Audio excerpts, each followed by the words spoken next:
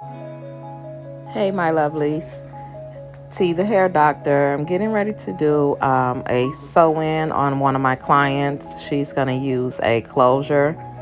This will be her first time using a closure, but she's going to do something pretty simple. Nothing too extra. Just a simple sew-in. Just a little longer than her own hair. Something that she could just maintain.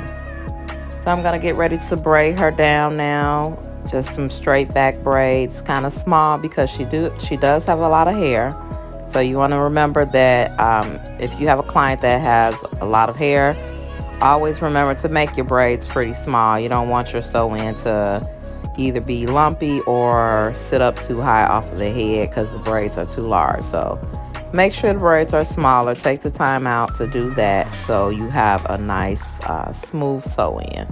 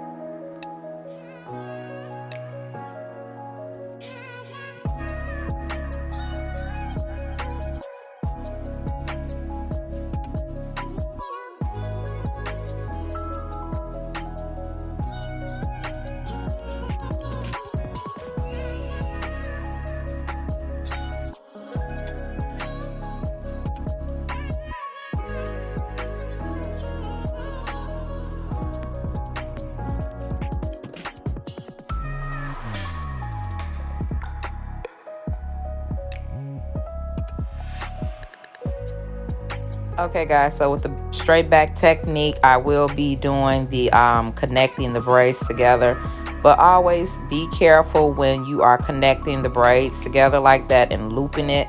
Don't pull that hair too tight when you're connecting the braids together like that, because you can damage the hair at the nape of the hairline. You know, we have problems with our edges. You can get problems with the back of the hair as well. So when you're connecting your braids, make sure you're not pulling too tight. Like I've looped the braids together. I did not make the tension on the braids, connecting them very tight.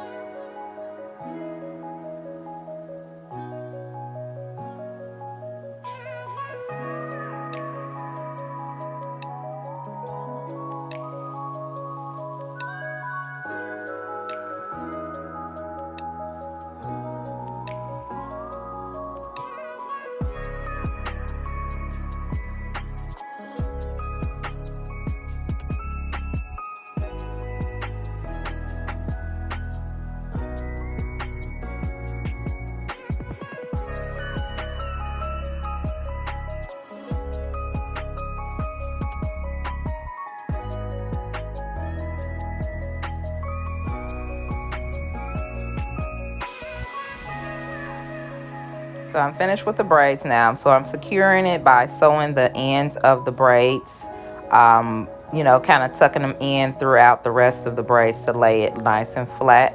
So you can take your needle and thread to tack that down, or you can use a crochet needle to go through it. But I prefer to use the needle and thread because my clients sometimes seems the hair with crocheting seems to unloop itself sometimes. So my preference is the needle and thread. So I'm doing this first before I get ready to start placing the closure on top of the head first. Usually if you're doing a closure or frontal sew in, you want to kind of do the closure or your frontal first. That way you know where to place the rest of the weave.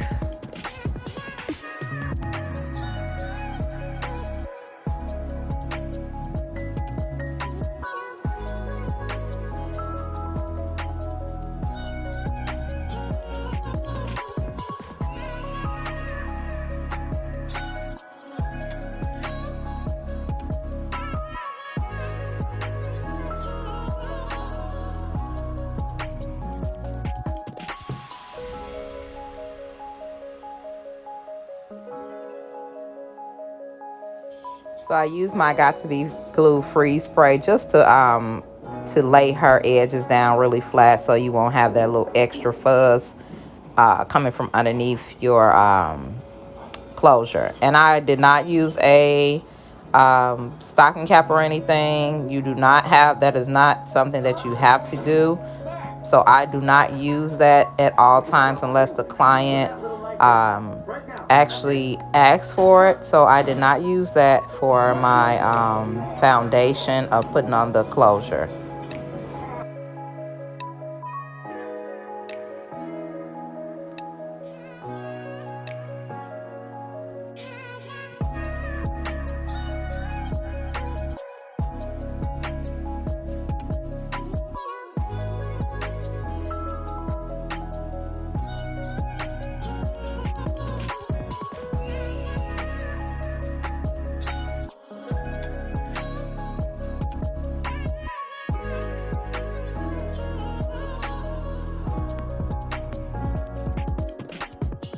So I'm going to use a little lace front glue just to secure her front hairline down. Everybody does not have to have the glue, but most of the time nowadays, use the glue just to do extra security.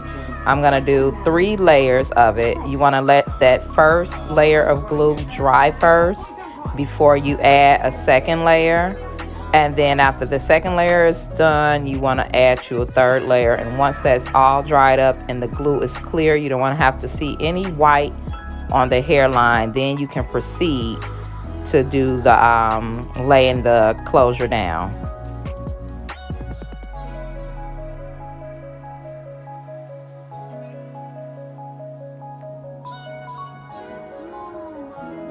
So I'm gonna lay the lace down now, and basically once you lay your lace down, You can cut the excess netting off of it, but always use like a small teeth rat tail comb to comb in, you know, the to comb, help the adhesive blend into the skin where the lace blends well.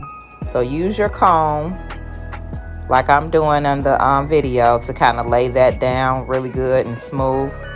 That way it'll be seamless. And then I'm going to use one of my my elastic bands to secure it in place as well.